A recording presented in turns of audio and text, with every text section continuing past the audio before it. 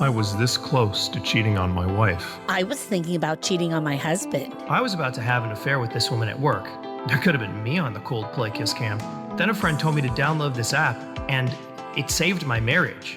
It's an app called Bible. Bible is the only lifestyle and self-help app you need to avoid life's biggest pitfalls. Its step-by-step daily guidance for your life uses intelligence that's multiple times smarter than AI. Now, I use Bible every day. It's helped me avoid all kinds of mistakes that could ruin my life, in relationships, with finances. It even helped with my depression. Bible uses proprietary technology called prayer that allows you to access insight and wisdom you could never have come up with on your own. Look, I still do dumb stuff, but with Bible, I don't feel like I'm just stumbling through life. It's like I'm on a better path. Spelled B-I-B-L-E. Bible. Smart moves, better life. Download in the App Store and on Google Play. That's an ad for an app that I use every day. I actually created that sketch back in, what was it, July, I think it was? Yes, back in July, inspired by the Coldplay Kiss Cam couple. You remember that? Astronomer CEO Andy Byron embracing the company's head of HR, Kristen Cabot, both married to other people, as they danced intimately in a VIP area. And then the clip just went crazy online, 100 million views on TikTok within a few days, spawning endless memes. They wound up both being doxxed, even got death threats for some reason. I don't know why. And both executives resigned from the company. Kristen Cabot broke her silence just this month in December, describing it as a bad decision fueled by a few drinks, and a mutual crush, insisting it was their first and only kiss with no ongoing affair. Right. And I've got a timeshare in Venezuela that I would like to sell you. Yes, my friends, come and buy it.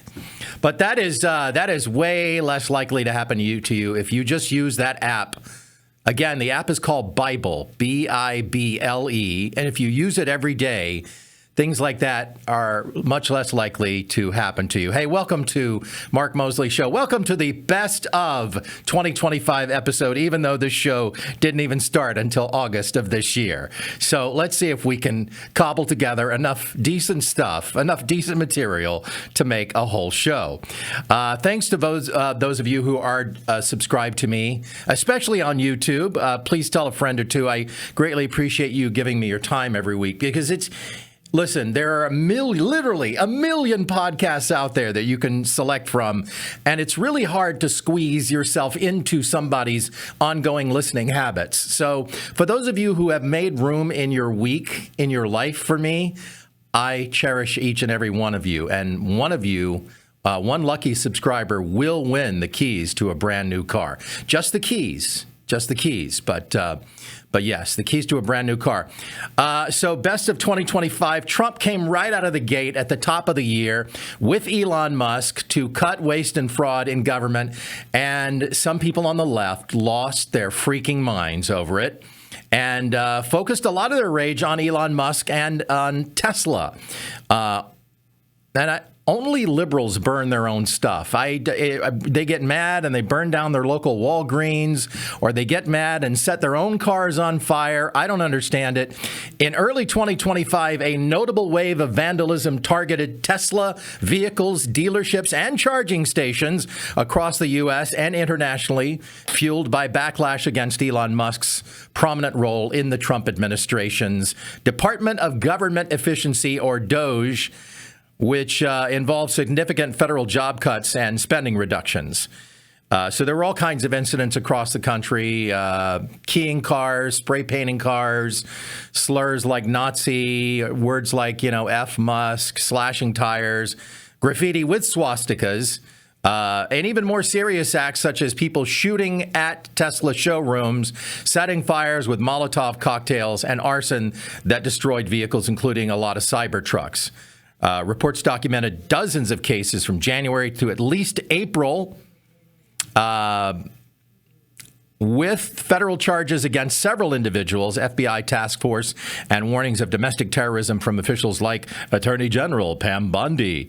The surge contributed to rising insurance costs for Tesla owners.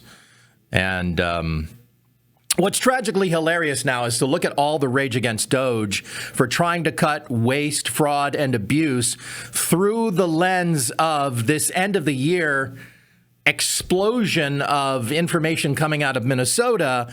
The fraud that's been going on there for like a decade now, and just kind of peeling that onion every time we peel away more layers of that. It's just, it just stinks to high heaven. And if Tim Walz does wind up being implicated in this thing, and I predict my first official prediction for 2026 is that he will, then what does that say about the vetting process that Democrats have for their national party tickets? Because as you remember, he was Kamala Harris's pick for vice president. But with the firebombing of the Tesla dealerships and widespread vandalizing of vehicles around the country, it was only a matter of time until Elon came out with a new model to help out. All across America, not good people have been vandalizing our beautiful, beautiful Teslas. So at Tesla, we've pivoted and innovated to fight back. Introducing the new Tesla Model VP. The new Tesla Model VP uses state-of-the-art technology to protect your investment. For example, we've improved the self-driving capability. Now, when anyone comes near your Tesla to try to damage it, the car simply starts itself up and drives away, foiling the criminal. And if you're standing in front of it when it does, well, sucks to be you. Well, the car will dial 911 and send you an ambulance. But wait, there's more. Tell them what else they get, Elon. The Tesla VP comes with a program called Tag, You're It. When you try to graffiti the car, it sprays a swastika on you from paint nozzles located all over the vehicle. Who's the Nazi now? The new Tesla Model VP is scratch-proof, dent-proof, even fire-proof, so now there's no way to burn it. You know, nothing fights climate change like setting an electric car on fire. They are crazy people. So if you're tired of crazy people trying to hurt me by damaging your personal property, get the new Tesla VP. Made in America, so it's 100% tariff-free. So suck it, China. The Tesla Model VP, now at your local Tesla dealer, where we've also just installed rooftop snipers' nests.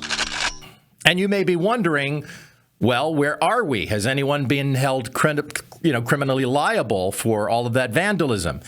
As of late December, the wave of Tesla vandalism that peaked has gone away. The FBI formed a dedicated task force in March, labeling many acts as domestic terrorism, and the Department of Justice has pursued federal charges aggressively. These often carry 5 to 20 years, mandatory minimum sentences for arson and property destruction in interstate commerce. That's the official thing that you'd be charged with. Multiple individuals have faced arrest and charges throughout this year.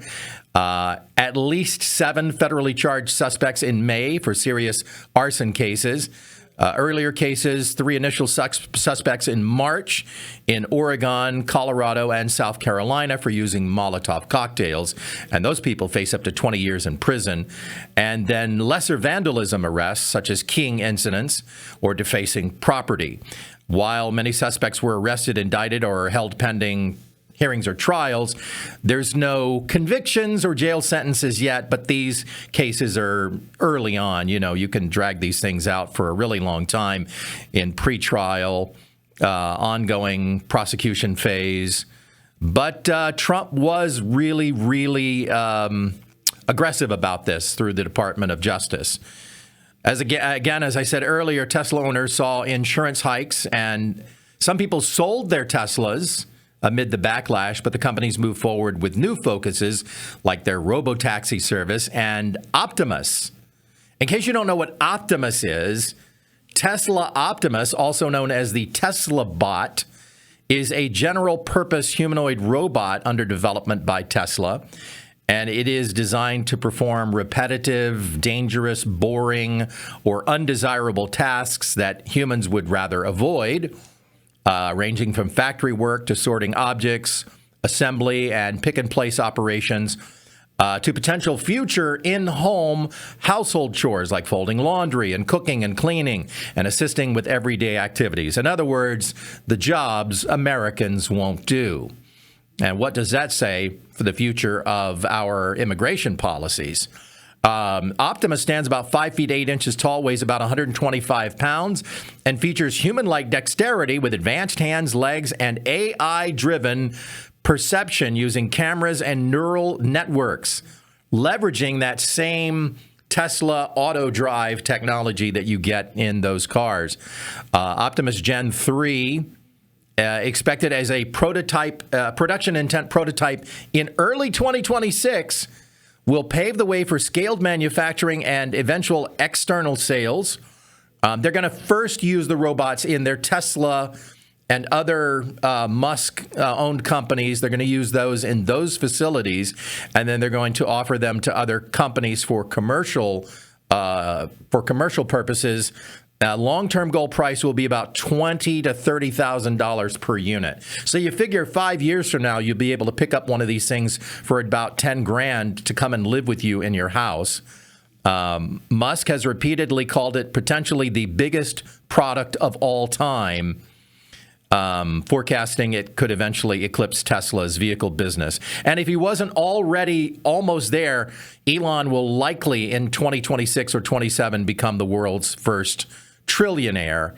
I predict, another prediction here, it will be in late 2026 that Musk will cross that finish line of being the world's first trillionaire and will cause 1 million liberal meltdowns and head explosions.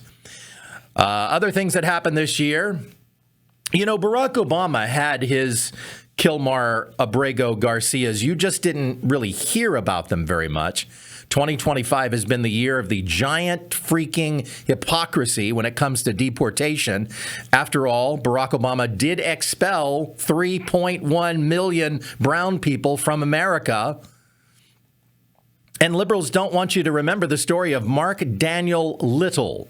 Let's talk about him. He was a U.S.-born citizen from North Carolina. Now, a citizen, keep this in mind. Mark has bipolar disorder and cognitive disabilities. In 2008, during Obama's first year in office, now, I can't talk about Obama without sliding into The Voice, even just for a second. Hold on now. This happened in 2008. While Mark was serving a short jail sentence for a misdemeanor, he was misidentified by ICE as an undocumented Mexican immigrant due to administrative errors, racial profiling, and inadequate verification of his citizenship. Despite clear evidence like his birth records and consistent claims, hey, I'm an American, he was detained without proper due process. Does that sound familiar? He was kidnapped and disappeared. No, this is exactly what happened to him under Obama. He was forced to sign documents under a false identity and then deported to Mexico during a mass hearing without legal representation. He was literally kidnapped and disappeared. The things that are being alleged now. Little then endured a harrowing, months-long ordeal, wandering homeless through Mexico, Honduras, Nicaragua, and Guatemala, facing violence, imprisonment, and destitution. He was on the streets for months. This poor man with cognitive disabilities, eventually he was returned to the U.S. With some help from family and some advocates. But yeah, he was accidentally, intentionally deported by the Obama administration. He received ultimately a $175,000 federal lawsuit settlement with the government admitting no wrongdoing. Now, pivot to 2025, the high-profile case of Kilmar Abrego Garcia, the Salvadorian Maryland man who was wrongfully deported in March to El Salvador's notorious CCOT mega prison. Of course, that was one of the big stories of the year. A federal judge in Maryland ordered his release from prolonged ICE custody just a couple of weeks ago on December 11th, ruling it unlawful without a valid final removal order, allowing him to reunite with his wife and family for the holidays. Most recently, on December 26th and 27th, a Tennessee federal judge canceled his upcoming human smuggling trial and scheduled a January 28th hearing to determine if the prosecution is vindictive and selective. Vindictive and selective. Well, of course it's selective, and of course it's vindictive if that's how you choose to look at it. Because you have made him the kid on the milk carton. You have made him the poster child for deportation. Of course it feels vindictive. But liberals think that they get to be stubborn when it comes to this guy, and we don't get to be stubborn when it comes to this guy. Look, you have your federal judge, and we have ours. Yours wants to keep him here. Ours wants to hustle him the heck out of here. And look, we all know there's such a thing as prosecutorial discretion, even though people in the media will tell you, oh, that's not a thing. But look no further than former President Trump, who is legally allowed to retain classified documents, keeping his documents in a bathroom, versus Joe Biden, who is not legally allowed to retain classified documents, who kept his documents in his garage. Now, which one of them got pursued last year, and which one of them got a pat on the head and an extra scoop of pistachio mint? So don't tell me there's no such thing as prosecutorial discretion. Anyway, the Democrats went all in this year for Garcia, even mounting PR stunts to go and visit him in El Salvador. Hi, we're the Democrat Party, and President Trump is bad. Whatever he's doing is unconstitutional and a clear threat to our republic, democracy. Like deporting poor Maryland fathers to El Salvador. But because we Democrats care so very much, we're asking you to help these poor Maryland fathers. Won't you give to our charity, Massages for MS-13? Your donation helps pay for much-needed therapy for these poor fathers who are in highly stressful prison environments through no fault of their own. Some of them have pulled shoulder muscles from striking their wives and desperately need massage therapy for pain relief. And that's what we provide. While blissful New Age music plays, warm, herb-infused oils are rubbed all over their completely tattooed bodies. Sure, we could use taxpayer money to pay for massages for MS-13, but we've already spent a lot of it just flying to El Salvador and staying at one of the few luxury hotels in the country, hotels that don't even have the good quality adult pay-per-view. So please, won't you help? Go to massagesforms13.com and make a donation today. Because these guys didn't even get due process. Whatever that means. Massages for MS-13, from the same people who brought you hugs for Hamas.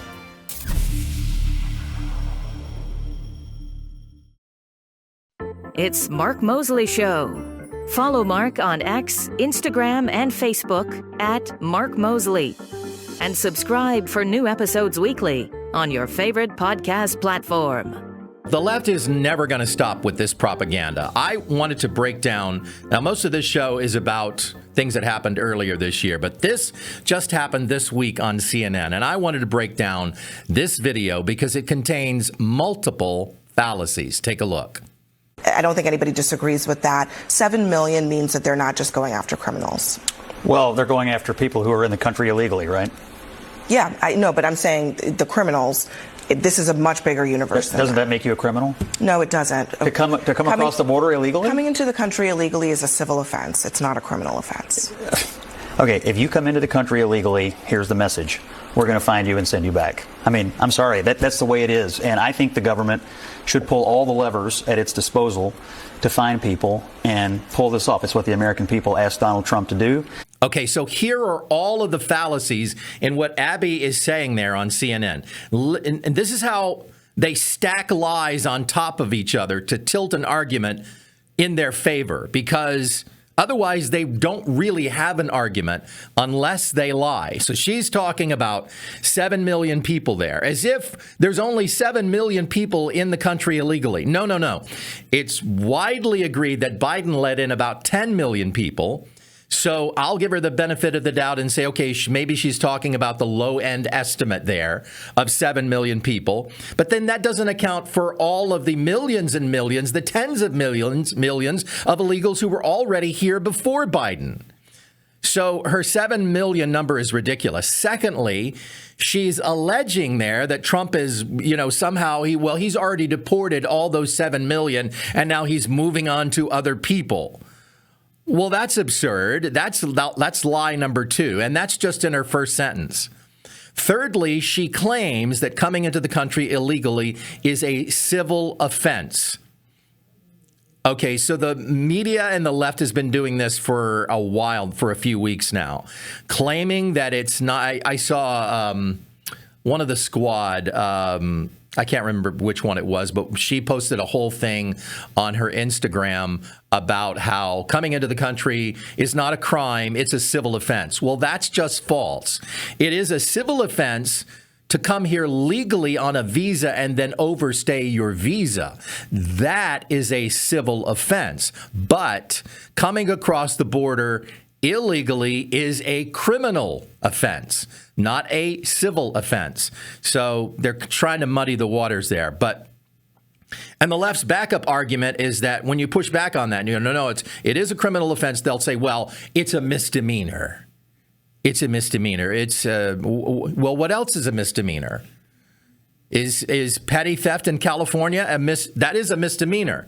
Now, the law in California says that if you steal $950 or less in property, money, or services, you've committed a misdemeanor, which means that you can walk into a Walmart in Los Angeles and walk out with 3 55-inch big screen smart TVs, and you're not a criminal, according to CNN. If you take a 4th one, then you're in trouble, because then you'd be over $1,000. But as long as you don't put a 4th 55-inch big screen smart TV in your cart and walk out of Walmart without paying, you're not a criminal in the eyes of CNN. Moving on to the Trump baby bump. Trump proposed the Trump Accounts, a program providing $1,000 in seed money for tax advantage savings account, open for newborn U.S. citizens between January 1st of 2025 and December 31st, 2028. Back in June, during a White House roundtable event where he described it as a very pro-family initiative that will help millions of Americans. The concept originated from Ted Cruz, who introduced the Invest America Act, and that was introduced back in May, which Trump supported and pushed for inclusion in the BBB, the Big Beautiful Bill, which was signed into law on July 4th, as you remember. But the Trump accounts, they were ultimately included in the Big Beautiful Bill. The final provisions for these accounts establish the money for children under 18 with a pilot program providing the $1,000 federal contribution specifically for those born during those time periods. And then you can put in annual contributions up to $5,000 plus employee matches up to $2,500, which means you could invest $7,500 a year into your child starting at age 0. And so what that really means is that by the time your kid is, 40 to 45 years old, they can just go ahead and retire because they will have a very nice trust fund over time. I, of course, wrote and produced this comedy sketch based on the Trump baby bump. Babies. We need babies. We need a lot of babies, people. America's population is growing so very slowly. It's moving slower than an MMA match between Joe Biden and Mitch McConnell. Come on, man. How about they? Very boring, very painful to watch. We're talking too slow, so I'm proposing a $5,000 tax credit for married couples to have a baby right now, very quickly. We're calling it the Trump Baby Bump. That's right. Help us grow the country, and we'll give you $5,000 cash. But that's not all. RFK, tell them what else they get. We also pledge your new baby will get fewer untested vaccines. So they don't come out of the womb all screwed up. You're expecting Gerber, and you get Gollum, and it's not pretty. But wait, there's more. Tell him, Elon. Only babies will be entered into a free lottery, and when they grow up, some will win a free trip to live on Mars. So go to TrumpBabyBump.gov. Act now, and I'll throw in this Trump Baby Bump starter kit, a plate of oysters, a bottle of wine, and a Marvin Gaye CD. Works every time. So have Congress. Have a closed-door session, filibuster till sunrise, and let's make America great again. And of course, by the way, the big, beautiful bill, like everything that Trump does, will lead to the extinction of all life on this planet. And the extinction of the entire human race. Here are the top 10 things in the big, beautiful bill that the Democrats want you to know about. Here we go. Top 10 things in the big, beautiful bill that are buried in there that Republicans don't want you to know. Number 10, billions will lose health care. That's right. 7 times the entire U.S. population will not have access to any medicine other than mRNA vaccines and abortion pills. The undocumented will be hit hardest due to not having any documents. Number 9, blood will drip from the walls. Yes, Republicans' billionaire tech friends have perfected the blood-dripping wall technology. Probably Musk. Sounds like the kind of thing he would work on. Number 8, the rich will get richer. Just like every single thing Republicans have ever done, rich friends of theirs will profit at the hands of all others. Never mind that Democrats also have rich friends. Somehow the big, beautiful bill will filter them out, and all money goes only to the rich friends of Republicans. Number 7, the dead will walk the earth. Yes, the big, beautiful bill will not only kill billions, but then people will get up and walk around eating the flesh of people who are picking our tomatoes. Who will pick our tomatoes when the dead walk the earth? Number 6, immigrants, making no distinction between legal or illegal, will all, not some, but all, be rounded up and put in prisons surrounded by sharks with frickin' laser beams attached to their foreheads. We can't possibly deport 20 million people, but somehow we can round them all up and deport them. Number 5, blood will run in the streets. That's right, the same blood gushing from the walls will find its way outdoors and fill up America's gutters. Moving on, these are the top 10 things in the big, beautiful bill that were just buried in there that you don't know about. Number 4, Donald Trump will become a demigod. The big, beautiful bill gives Donald Trump control of a magical sword with the power to defeat mythical beasts like centaurs and gorgons. Also, he will finally release the Kraken. Number 3, the debt will explode to levels we've never seen. This one will actually happen because that's what debt does. It keeps growing over time. And that's because of the feckless, gutless, spineless wimps in Congress, left and right, who refuse to make the debt go down. The debt is constantly going up and thus exploding to levels we've never before seen. Yes, that one will actually happen.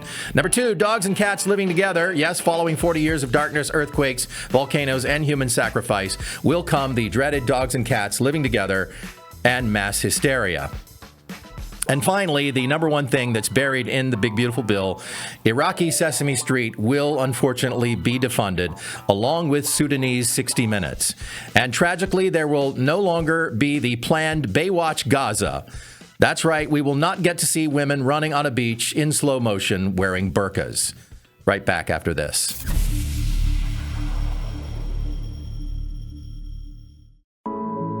And now, Shallow Thoughts by Al Ibril. It's time to turn down all the hateful rhetoric. You can't shoot people just because they're evil, fascist, Nazi white supremacists. Welcome back to Mark Moseley Show and the dreaded Best of 2025 episode. By the way, thanks for following me on social media at Mark Moseley on all platforms. Remember back in the summer when Trump followed Israel's lead and made those surgical strikes on Iran? Remember how it was reported afterwards? Well, we don't really think that they were completely destroyed. Well, now that it's the end of the year, the ultimate assessment, as detailed in a comprehensive November 2025 report from the Institute for Science and International Security, What's that acronym? The Institute for Science and International Security. That's an unfortunate acronym. It's ISIS. But not that ISIS. This is a different ISIS. This is a government based on satellite imagery and data. Concludes that the U.S. and Israel attacks inflicted extensive and often catastrophic damage to Iran's nuclear program. Now, Iran is furiously trying to build back better, and we'll see if that happens. And, of course, if it does start to happen, well, we'll just hit them again, won't we? But, yeah, it looks like we did do some very, very devastating damage. And remember, at the time of these bombings, one of the left's narratives was, well, come on now, we can trust Iran to tell us the truth. Huh? Right? I mean, these guys have never lied to the world before. They're just, their nuclear ambitions are peaceful, and we believe them, which prompted me to create this comedy sketch. Hello, I'm Bernie Sanders, and the Democrats in Congress would like to announce that we just completed a successful negotiation with Satan, who, by the way, has a heck of a smile. He has promised to adhere to certain new conditions. Now, the big news is, from now on, you won't go to hell unless you have committed at least one capital crime. You can steal up to $950 worth of stuff, and just like in the state of California, you get away with it. You must commit a capital crime, with the exception of treason. We agreed to take treason off the list, as that would mean we'd just lose too many members of Congress. Satan has also agreed to make hell less hot. He's going to set the thermostat in hell to 78 degrees, so the temperature in hell will feel more like most of the homes in California. Satan being a big fan of Gavin Newsom. Also, from here on, hell will have Casual Friday. I'm sorry, I'm reading that wrong. It's Causal Friday, where the things you did in life have consequences. Actually, that's not a good one. But here's a big one. Going forward, there will be coffee in hell. Now, it won't be Starbucks, mostly Pete's. Sorry, that's the best we could do. But those things are all over LA. I think the big takeaway here is that in many ways, the new hell will be largely indistinguishable from the state of California. We, the Democrats, are very confident that we can trust Satan to stick to his word. After all, he's never lied to anyone before. Thank you. Well, how about the Sydney Sweeney made-up controversy?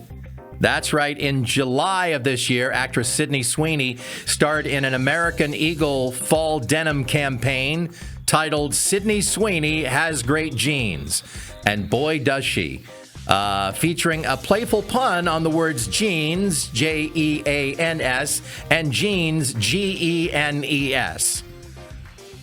The ad showed the blonde, blue-eyed Sweeney discussing how traits like hair color, eye color, and personality are inherited genetically. Excuse me, I get choked up on this one. Before revealing my genes are blue. The campaign sparked intense online backlash, most of it feigned, most of it histrionics, with critics accusing it of subtly promoting eugenics. Right, because aborting 3 million babies a year isn't practicing eugenics, but don't get me started. The campaign sparked intensive backlash. American Eagle defended the ads as purely about celebrating denim and individual styles, stating they were always about the jeans and that great jeans look good on everyone, although they did remove some of the content amid the uproar.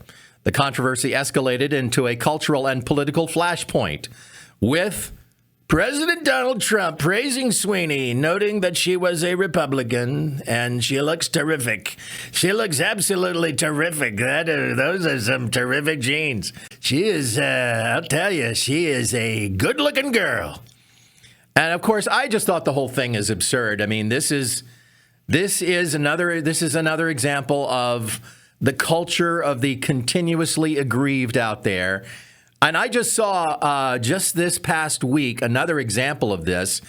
There's a whole thing that exploded on the internet around Christmas about how you shouldn't watch It's a Wonderful Life because it's problematic.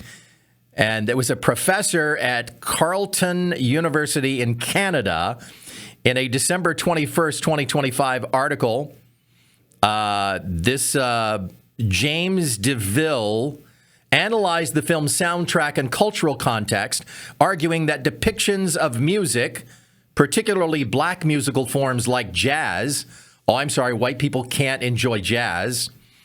I happen to be a huge fan of jazz music, but I guess that's not allowed. Reflect racist ideas about proper musical, social, and community norms. Blah, blah, blah, blah, blah.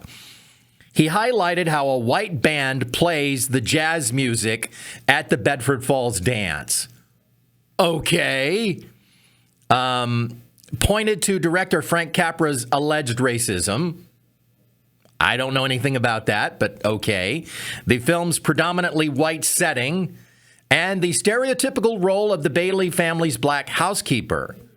Well, in the 1940s, everybody had a black housekeeper. So I guess we should go back and edit the movie and just edit her out.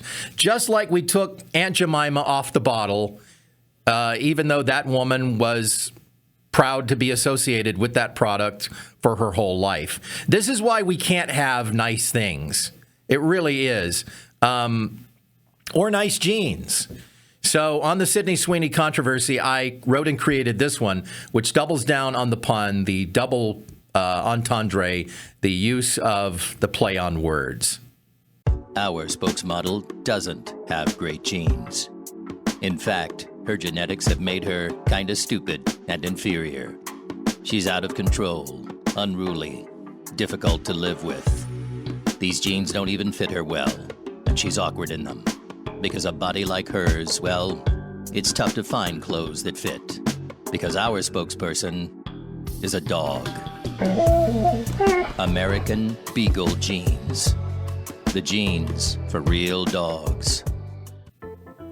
And then in August, our idiot governor Gavin Newsom decided to clap back at another company that is out there that is coming back from bankruptcy. In August 2025, Bed Bath & Beyond attempted a brick-and-mortar comeback 2 years after filing for bankruptcy in 2023, and they had closed all of their physical stores. They were still operating online. When they reopened their first store back in August, the company's executive chairman, Marcus Lemonis, announced that it would not own or operate any retail locations in California, citing the state's overregulation, high costs, and risky business environment that makes it, quote, nearly impossible for companies to succeed. Although you could still shop online and get delivery in California. So California Governor Gavin Newsom's official press office responded sharply on X in a sarcastic post. Here's the quote: after their bankruptcy and closure of every store, like most Americans, we thought Bed Bath & Beyond no longer existed. We wish them well in their efforts to become relevant again as they try to open a second store. The jab, part of Newsom's increasingly combative social media style, sparked a back and forth with Lemonis, who criticized Newsom for rejecting potential investment rather than addressing business concerns. The high cost of doing business in California, which, by the way, newsflash, is a thing. It is hard to do business in California because of the high taxes and all of the regulations and all of the bureaucracy. So I came up with this little comedy sketch. Bed Bath & Beyond isn't coming back to the state of California. So, where does a smart Golden State shopper go to get all your home goods needs? Welcome to the all-new Bed Bath & Bureaucracy. Yes, at Bed Bath & Bureaucracy, we've got everything you need to make your house a home at California prices. Need a new comfy bed pillow? We've got a 2-pack of Goose Down pillows for only $699. How about an air fryer? We've got them starting at just $899. Or meal prep with a brand new wooden cutting board starting at just $350.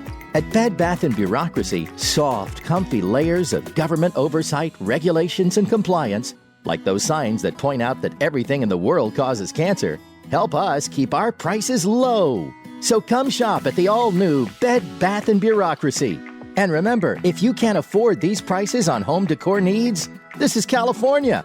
Just walk out without paying.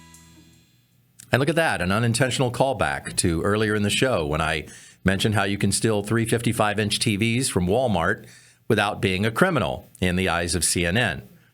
And in other corporate business news, one of the big stories of the year was the Cracker Barrel debacle, that whole rebranding, which Trump dove into, and I think actually had a hand in. Remember, he told them, hey, listen, look here, all eyes are on you now. Reversing course at this point could be a good move, would be a great, terrific business move. Very savvy, very, very clever for you to do it, and they did. Maybe partly because of that advice, I don't know. But in August of this year, Cracker Barrel Old Country Store. Yes, the Cracker Barrel Old Country Store with the old man sitting in the rocking chair on the front porch, just rocking back and forth. Well, they attempted a major rebranding effort, they kicked that Uncle Herschel right out of there. He's gone, and they replaced it with just this awful thing that looks like it was made either on Canva or at minimum by some kid on Fiverr. This new logo. The company spent $600 to $700 million on this thing, trying to attract younger customers and refresh the store designs, getting rid of a lot of the kitschy things that you see in the old country store that no one buys, but we love to pick it up and play with it. The little tchotchkes, and the kids want it. Please, Daddy, can I have it? No, it's crap. We came here to eat the biscuits and gravy and get the heck out of here for under $100. But anyway, it was the big, huge backlash. Conservatives branded it as woke or an abandonment of traditional values amplified by our president and his son, who urged the company to revert and even claimed it could turn the controversy into $1 billion worth of free publicity. And if anybody knows anything about $1 billion worth of free publicity, it's 2016 Donald Trump. I will go to my grave swearing that the media made him the candidate through all the free publicity that they gave him. But anyway, Cracker Barrel did backtrack, announcing on August 26th that new logo was out of here, and we're going to bring back the old timer. We're going to put him back in his rocking chair on the front porch out there, and he'll be there to greet you kids. Come on in and buy some crap, kids, here at Cracker Barrel. And Trump did jump into the fray on this one. I think he could have gone a little bit further. Check this out. Hello, I'm Donald Trump. Well, Cracker Barrel turned it around. They took my advice. I give only the best advice, and they reversed course on their disastrous logo changes. But I was intrigued, and I made them an amazing offer. We are going to go into business together and combine two great names into one. Yes, introducing the new Cracker Tower. It's the best of Cracker Barrel and Trump Tower rolled into one. If you thought one story of great food and down-home decor was good, wait till you see 50 glittering stories of food and down-home decor at Cracker Tower. Yes, we have the peg game, but it's gold-plated. It's the gold-plated peg game, and when you win the peg game, you will be named a U.S. ambassador to a random foreign country, because if you can solve that puzzle, you've clearly got something going on, and we only want the best. Same thing with the country store. We've got tchotchkes, we've got bric-a-brac, but again, it's all gold-plated. Gold-plated rocking chairs, cowboy hats, even gold-plated moon pies. Careful, kids, you will break your teeth. And look, who's that serving up the grub at Cracker Tower? Why, it's the Trump family in person. The whole family, ready to serve your family our famous biscuits and gravy. Gold-plated biscuits and gravy. Donald, I don't want to, how do you say it, sling hash. That's gold-plated hash, Melania. Now get back to work. So bring the whole family and come on down to the all-new Cracker Tower, where we make great deals on old country meals.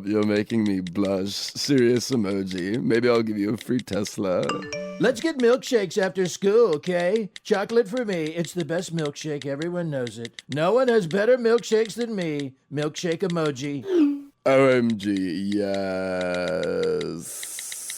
And I'll tell you my new secret plan for, like, going to Mars. Alien emoji. Sparkle heart emoji. You're so extra. Crying laughing face, but I love it. Besties forever. Sparkle emoji. Forever besties. Pinky swear. Fingers crossed. Pink sparkle emoji. TTYL. And thanks again to my very talented son, Matt Moseley. a great impressionist in his own right for performing the voice of Elon Musk in that one. Now, I know you Gen Z kids are not impressed by actual celebrity impressions because you can just jump on an app and get AI to make any celebrity say anything you want. But God bless all my boomers and my Gen X friends out there who get it, who still appreciate the talent of being able to do a good celebrity impression. So God bless you. It's time now to... We've arrived at that part of the show where it's time for our doofus of the week and some good news. But first, I want to take a few minutes here and thank you personally for your support of this show and what a year 2025 has been for me personally. I will not be sorry to see this one go. It's been a rough year for me, not the least of which was losing both my parents in the span of the last 3 months. My dad passed away in September of this year, and my mom just passed away about 2 weeks ago. Once my dad was gone, I knew that my dad was 91, and if you listen to the episode that I put out that week, you know that my father, at the age of 90, was still getting up and going to a job 5 days a week because that was his work ethic. He had that old school boomer mentality of you just keep going. You just keep working till you die. And he never wanted to retire. He wanted to try to pay off the house that he'd bought in 2000, which he still had about 7 years of payments left on. And my mom, at the age of 88, was still cleaning her own house because that was her ethic. A little bit about my mom. My mom grew up with an alcoholic father and a man who was very abusive and lazy. And I really don't know the depth of the indignities that my mom suffered at his hands. I do know that she was robbed of her childhood. She had 2 younger brothers. So when my mom was just a little girl, she had to do all the housework so that her mom, my grandmother, could support the family. She had to go out and work, and my mom had a childhood of cooking and cleaning and taking care of her 2 brothers. So when I was a kid, my mom was, I think, a little bit bitter about that. So she was a very strict woman. She was a strong disciplinarian. And as a kid, I didn't know anything about that because I didn't understand her life story. As an adult, I came to understand she was a wonderful woman, all things considered, and I loved her dearly, and I miss her terribly. But she was reunited with my father, and I knew, once my father passed in September, I knew that my mom wasn't going to be around for a really long time. I know... anecdotally, I know a woman who lost her husband in the late 90s, and she's still around like 25 years later. But I knew that wasn't going to be the case with my mom because her and my father, they've been married for 60 plus years when he died. And so that was, they were just tethered to each other. And sure enough, after my father passed, within a couple of weeks, my mom it was about 3 weeks later, I think, maybe a month later, she was in the hospital and headed downhill. Now, at the end, it was a sweet and gentle passing that God in his mercy allowed her to have. So because I am a believer, I try to look for God's mercies in tragedy, and I saw that throughout. And I just have to say, my brother and his wife, because I live here in California, so I wasn't shouldering the load that my brother Al has been carrying for this whole year. And he's a saint, and his wife is also a saint. And I always say that when I get to heaven, I'll be lucky if I get to tend the garden in back of his mansion. And that's that. Obviously, I could go on for another 15 minutes about my parents and what a rough year 2025 has been, but 2026 is going to be much better, and it's already looking good. It's time for our doofus of the week. I love this story. In Augusta, Maine, Raymond Bellavance stars as the doofus in this story, which has it all, friends. Jealousy, gasoline, and a topless coffee shop. It all started when Raymond's girlfriend went to work at the topless coffee shop, a place called the Grand View Topless Coffee Shop. I guess Starbucks was too close to a lawsuit. I don't know. What's their slogan there? We put the bear in barista. How about every cup is a venti? Are these doing anything for you? Anybody? Is this thing on? Come on. Anyway, Raymond found out that his woman wasn't just grinding the beans. She was, in fact, having an affair with the owner of the Grandview Topless Coffee Shop. But I repeat myself. When Raymond found out about it, man, was he steamed. Again, with the puns. Hey, lady. Man, was he steamed. Oi. So he got some gasoline and burned the place down, which was probably a lovely smell in the neighborhood. What is that? That smells good. Well, it's the topless coffee shop burning to the ground. He burned it down, but not before.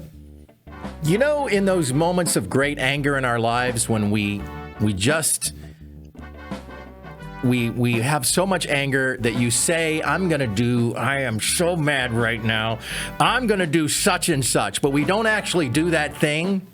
Well, not only did Raymond do that thing, but he told a bunch of people, quote, I'm quoting now. This is the direct quote from Mr. Raymond Bellavance. I'm going to get some gasoline and burn that place down, and you can quote me on that. End quote. So that was a pretty speedy trial. Now he's off to prison where the coffee sucks and is not served by topless women.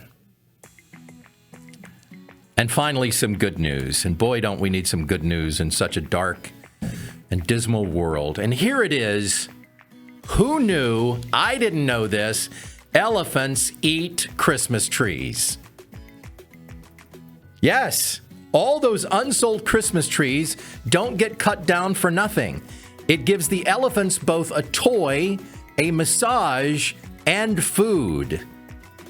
Take a look at this footage. Zoos around the world take unsold Christmas trees and they throw them into the elephants' enclosures, and everybody's happy. Yes, other zoo animals eat them too, like giraffes and hippos, and the rare tiger who says, you know what, my New Year's resolution, I'm going to lay off the wildebeest. I'm just going to be a vegan tiger. It's rare, but it happens in the wild. But nothing is cuter than elephants playing with and eating Christmas trees, because they are the cutest of all the animals that are so big. They should scare the ever-loving crap out of us, but for some reason don't, unless you get real up close to one. Elephants eating Christmas trees. There you go. What a great way to wrap up 2025. Happy New Year, friends, and may God bless you in 2026 with much health, joy, and wisdom. And I love you, Mom and Dad.